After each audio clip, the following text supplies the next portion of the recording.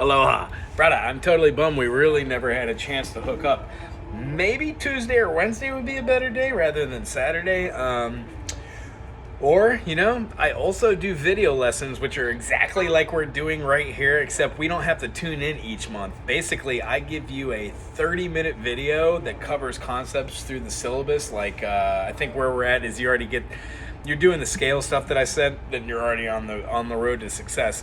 The idea is I would give you a video quite like this one. I'm going to make this one a little bit longer than I generally do, just for the fact because we haven't connected, and I want you to get your money's worth. So once you get this video and the other videos kind of in a portion where you've got your own time limit, you're doing your own thing, and you want the next step on how to make all this tie together, that's when I think you should contact me, and maybe we should arrange a date to do a face-to-face Zoom. Other than that, I guess I'm just going to show you a couple other concepts which bear in reference. These all stack upon each other. So this all comes after making sure we're in tune. E, E, E, A, D, G, B, E. So the two things that I influence are these two. 1, 2, 3, 4, keeping the fingers on the fretboard, not pressing down real hard, but making sure that they all make contact in the middle of the fret, not on the fretboard, all the way through the structure. All the way up, and don't stop, keep going. The idea of this is you want to get to the last fret on that fourth and then go to the first. What happens is it's a seamless motion where your hands keep doing the same exercise all over. The right hand should be doing a down up, down up, down up, down up, down up, down up, down up, down up, down up, down up, down up, down up, down up, down up, down up, down up. Then once you get this, you can move all the way through these and go to the second fret and do second to fifth. And then third to sixth, then fourth to seventh. And what you'll notice is once you get up to 5 to 8, 1, 2, 3, 4, 5, the groupings that you will always keep yourself doing are going to be 4-note increments.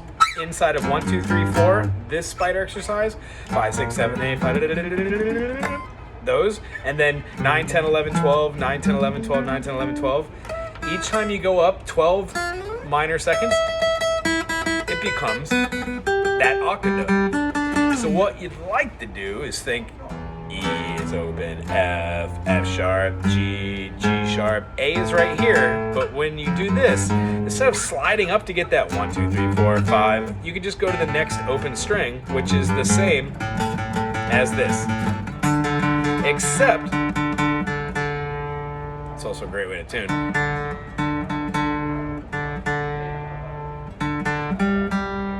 Except here on the B string. The B string is on the 4th fret and it makes the B at the open here.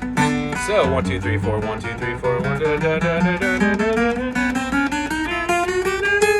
E, F sharp, G sharp, A, B flat, B, C sharp, D, E flat, E, F sharp, G sharp, A, B flat, B, B, C sharp, D, E flat, E, F sharp, G sharp, and A. What happens is after we get done with doing all of these, it's just open notes and remembering to do our 3-note step there. That's what we call a half-step chromatic scale that moves with every single variation, every single note, every half step. What we do when we play a do, re, mi, fa, sol, la, ti, do is we don't play half, half, half, half, half, half, half, half, half, half, half, half, half, half, half, half, half, half. We play whole step, half step. Just because I'm going 0, 2, 4, open, that 4 to open is a half step. So whole,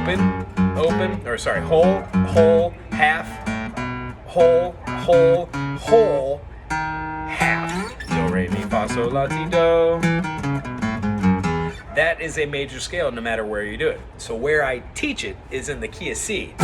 Because what I just played in the key of E, even though the notes are still the exact same thing, I can't call them E, F, G, A, B, C, D, E. I have to call them correspondingly to what the sharps are.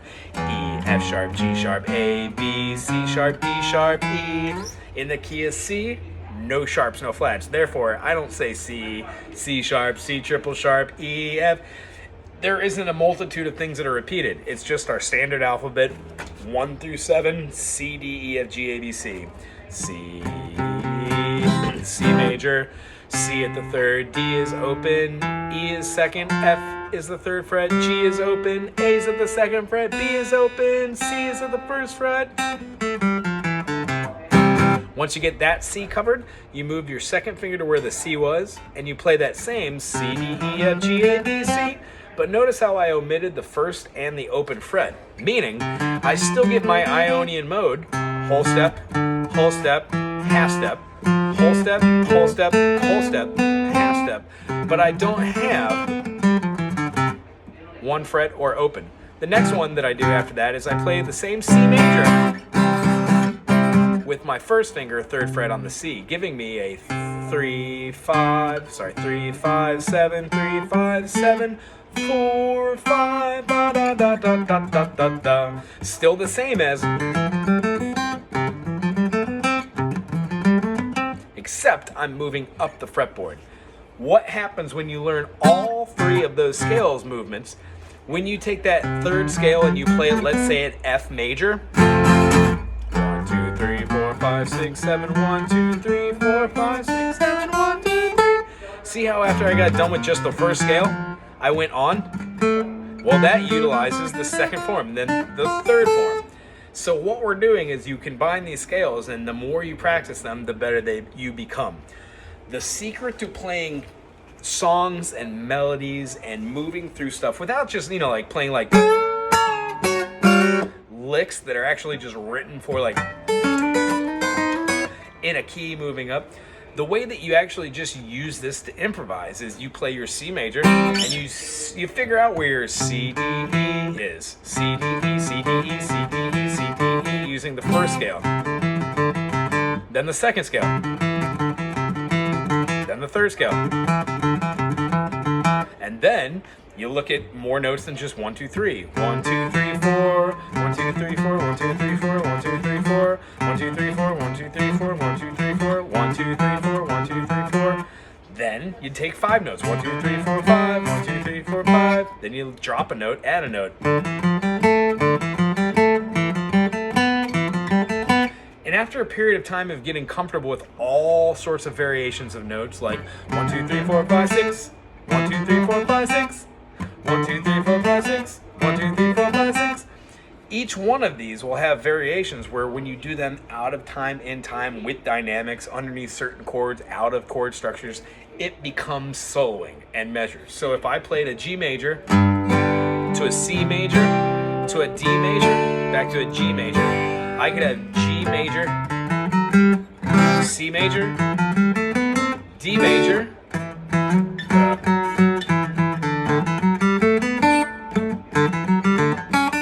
and back to G major.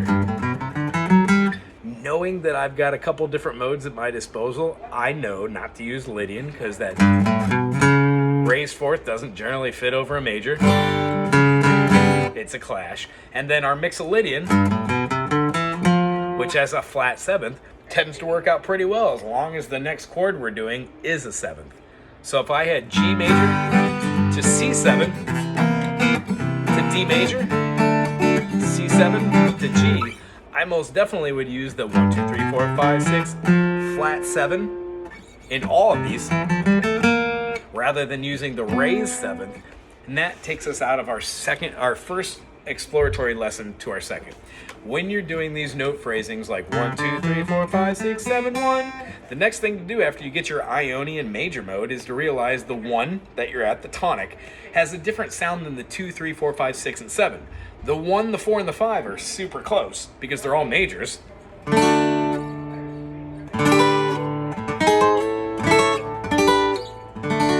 And the 2, the 3, and the 6 are all minors, so those are super close in their measures. But the 7th is a diminished, or something just, which bridges the gap of the ear, which isn't quite major or minor, which is used as a lending or passing tone. So what we tend to do is we have songs that utilize that for moving our structures. When we solo, you'll notice that a lot of bands that you and I probably both like Grateful Dead, like Slipknot, for example, has the F sharp minor. Has this kind of lick where it's like a...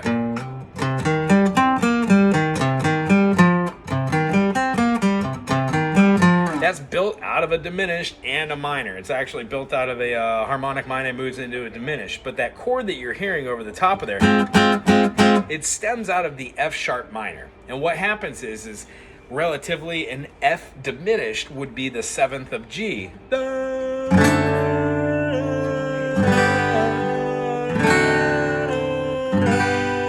So when we play that F minor,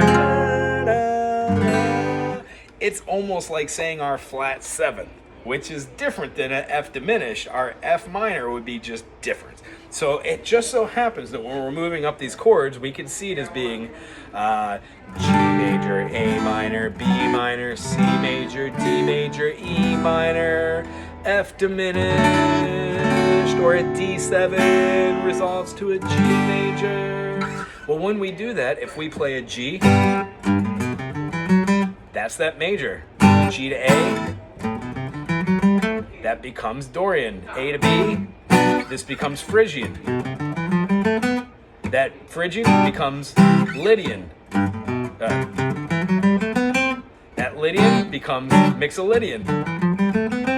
That Mixolydian becomes Aeolian. What does this go to? C to G, A, G, A, G, A, B, C, D, E, E Mixolydian. Hear how that definitely has a Mixolydian tone?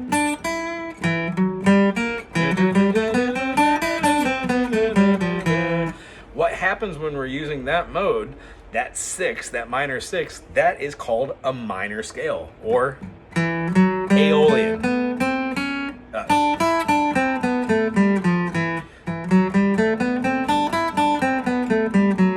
And what happens in that, when you take away your whole step, half step, whole step, and you start on your half step, whole step, half step, whole step, it changes that modal structure from do, re, mi, fa, sol, la, ti, do into do, re, mi, fa, sol, la, ti, do, which is clearly a minor.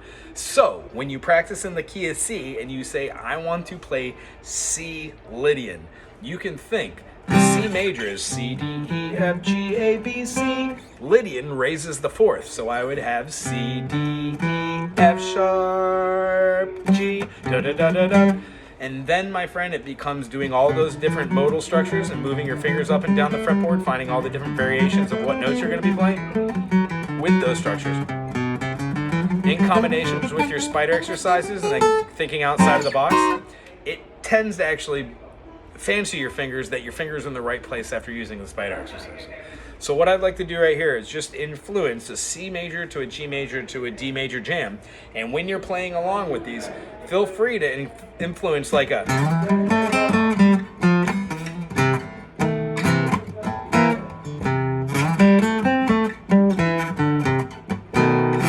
because it's going to be in C.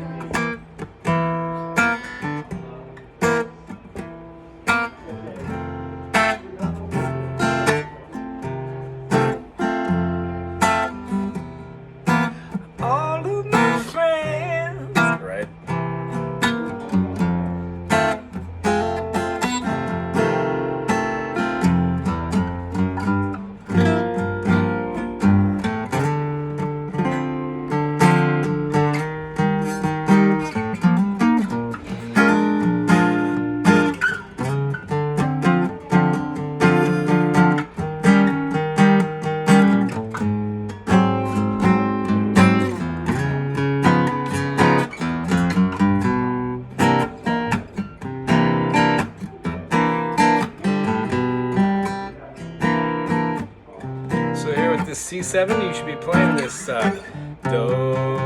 re, mi, fa, sol, la, ta, do. Not a T, but a ta. Flat 7th makes that.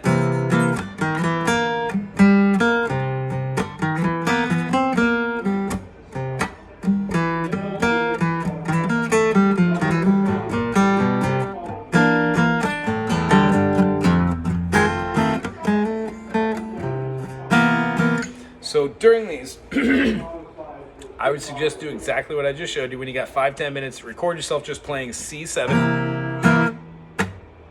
to F7, C7 to F7, and then go over 1, 2, 3, 4, 5, flat 7.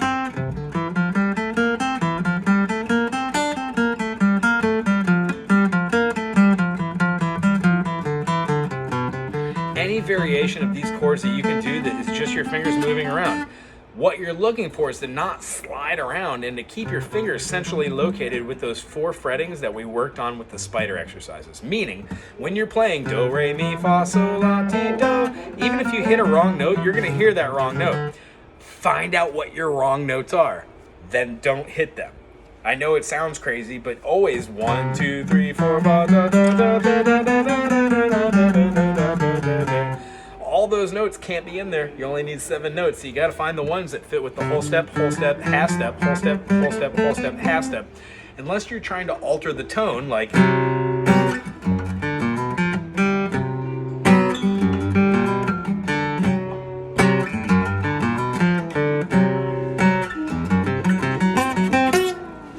that was kind of like a Lydian but a super Locrian thing, because it had what I would consider a super diminished kind of chord underneath the bottom of it. But relatively, you don't have to have something that weird. It can be just a so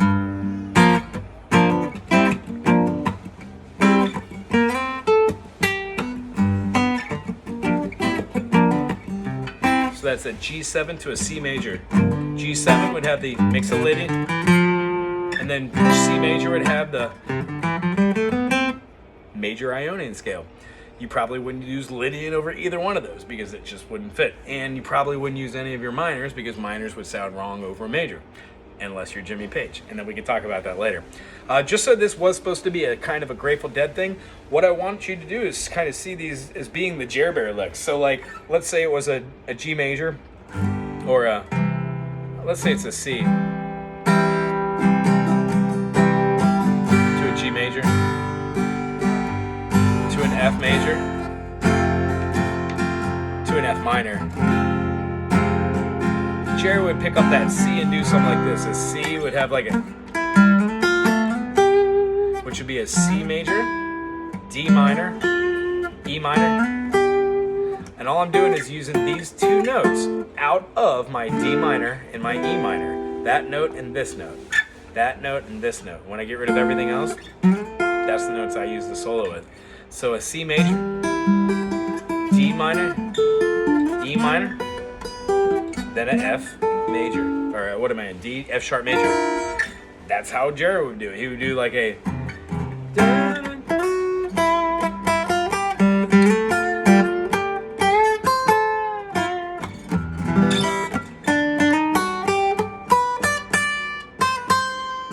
probably some crazy diminished there, like,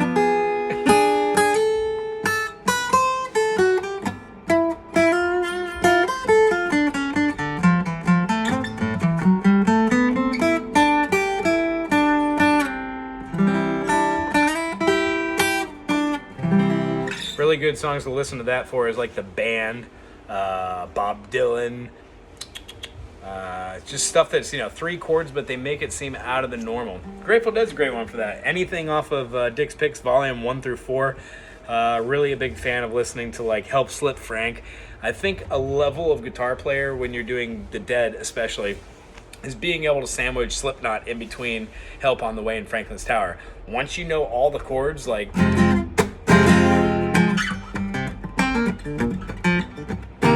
once you know all the chords for that song just by going through, that is part of that minor in a kind of different phrasing. So if you like, we could go over tunes like this, but it would be practicing the fingers and knowing where the chords are. Once you know the chords from one song and another, the real big feat is pulling off something like Slipknot, or something fun like Estimated Profit, where it has the different licks, or even Shakedown Street when it does the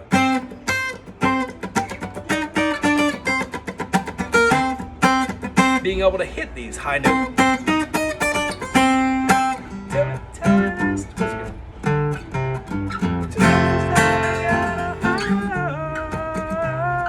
Let's go to C. Baby, because it's midnight. Yeah, it's been a while since I played that one. But yeah, if you're looking forward to doing some Dead tunes and you want to do just songs, throw me the name of the song and I can get it back to you. Other than that, I hope that we do make connection here and maybe talk story and chat and see what comes next. I hope this video is really cool to see which way these scales move around and how it makes your fingers flow. Hopefully we'll be able to jump on another Zoom here, at least talk face to face one of these times. Aloha.